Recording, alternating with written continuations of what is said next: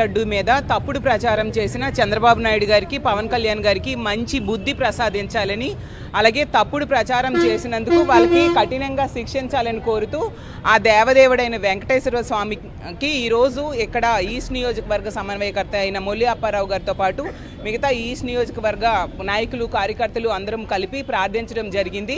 తీసుకుంటే ఈ తిరుపతి లడ్డు విషయంలో ఈ తెలుగుదేశం పార్టీ నాయకులు చంద్రబాబు నాయుడు గారు అవ్వచ్చు, పవన్ కళ్యాణ్ గారు అవ్వచ్చు, మిగతా నాయకులు ఎన్నో అబద్ధాలు చెప్పారు. జంతు కొవ్వు కలిసిందని, పంది కొవ్వు కలిసిందని, ఫిష్ ఆయిల్ కలిసిందని. ఈరోజు తీసుకుంటే సిబిఐ దర్యాప్తు నివేదికలో జంతు కొవ్వు అనేది కలవలేదని స్పష్టంగా పేర్కొనడం జరిగింది. ఈ నివేదిక అనేది వీళ్ళకి ఒక చెంపపెట్టు లాంటిది. ఇప్పుడు ఏం చేస్తారు వీళ్ళు? దీనికి సమాధానం చెప్పాల్సిన అవసరం ఉందా లేదా? ఇప్పుడు ఏ పాప ప్రక్షాళన వీళ్ళు చేసుకుంటారు చంద్రబాబు నాయుడు గారు, పవన్ కళ్యాణ్ గారే నేను అడుగుతున్నాను. ఆ రోజు ఎంత హడావుడి చేశారు లేని దానికి చంద్రబాబు నాయుడు గారు అయితే శాంతి హోమం అంట. మరి ఇప్పుడు పాప ప్రక్షాళన హోమం చేస్తారా తిరుపతిలో చంద్రబాబు నాయుడు గారు? అలాగే పవన్ కళ్యాణ్ గారు అయితే ఈ తిరుపతి లడ్డు వివాదంలో ఒక సనాతనవాదిగా వేషం వేసుకొని ఆ రోజు దుర్గా గుడి మెట్లు కూడా కడగడం జరిగింది.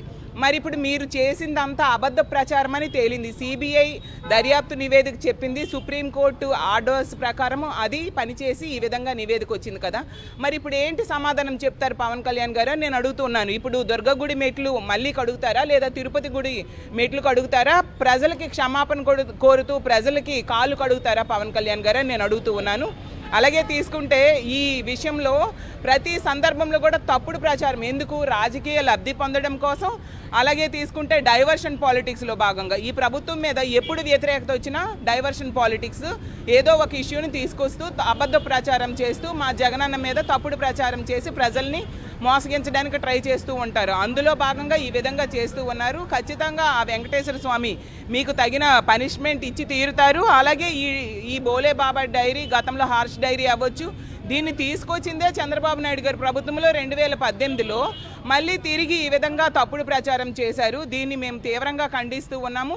ఇప్పటికి కూడా వీళ్ళకి బుద్ధి రాకుండా తప్పుడు ఫ్లెక్సీలు వేసి ప్రజలను మభ్యపెట్టడానికి ప్రయత్నిస్తూ ఉన్నారు. సుప్రీంకోర్టు వీళ్ళ మీద కఠినమైన చర్యలు తీసుకోవాలి, కఠినంగా శిక్షించాలి. అలాగే చంద్రబాబు నాయుడు గారు అవ్వచ్చు, పవన్ కళ్యాణ్ గారు అవ్వచ్చు, కూటమిలో నాయకులు అవ్వచ్చు, ఇలాంటి తప్పుడు ప్రచారం తిరుపతి లడ్డు విషయంలో భక్తుల మనోభావాలను దెబ్బతీస్తూ ఇంత దారుణంగా చేసినందుకు జగనన్నని క్షమాపణ అడగాల్సిందిగా కోరుతున్నాను. ఈ రాష్ట్ర ప్రజలకు కూడా క్షమాపణ అడగాల్సిందిగా కోరుతున్నాను. వెంటనే రాజీనామా చేయాలి. ముఖ్యంగా కోట్లాది మంది భక్తుల విశ్వాసంతో కూడిన టీటీడీ లడ్డు మీద రాజకీయం చేయడం ఎంతవరకు సమంజసం అంటారు? ఈరోజు ప్రపంచవ్యాప్తంగా ఎంతో పరమ పవిత్రంగా పూజించుకునేటువంటి ఆ కలియుగ దైవమైనటువంటి వెంకటేశ్వర స్వామిని కూడా మరి వారి రాజకీయాల గురించి వదలకుండా ఏదో జగన్మోహన్ రెడ్డి గారి మీద ఏదో ఒక నెపం వేసేసి ఈ విధంగా అయినా సరే హిందువులను దూరం చేయాలని చెప్పేసి సాక్షాత్తు ఆ కలియుగ దైవమైనటువంటి వెంకటేశ్వర స్వామిని కూడా రాజకీయాలకు వాడుకుంటూ ఉన్నారు. మరి గతంలో సుప్రీంకోర్టు చెప్పింది మీరు దీని మీద ఏమీ మాట్లాడొద్దని చెప్పేసి. మరి సుప్రీంకోర్టు వేసినటువంటి సిట్ ఏదైతే ఉందో దాంట్లో 3 తెలుగు అధికారులు ఉన్నారు. వాళ్ళు స్వయంగా రిపోర్ట్ ఇవ్వడం జరిగింది. దీంట్లో ఎటువంటి జంతు కొవ్వు కానీ, ఫిష్ ఆయిల్ కానీ, పంది కొవ్వు కానీ కలవలేదని చెప్పేసి క్లియర్గా వాళ్ళు రిపోర్ట్ ఇస్తే ఇప్పుడు మళ్ళీ ఏమంటా ఉన్నారు, ఎంతో కొంత కలిసే ఉంటుంది కదా అని చెప్పేసి అంటే మీకు చాలా ఆనందం. హిందువుల తాలూకా మనోభావాలతో ఆడుకోవడం, హిందువుల్ని మీరు పరుస్తూ ఉన్నారు. ఈరోజు తెలుగు ప్రజలందరూ కూడా ఒక్కసారి ఆలోచించాలి.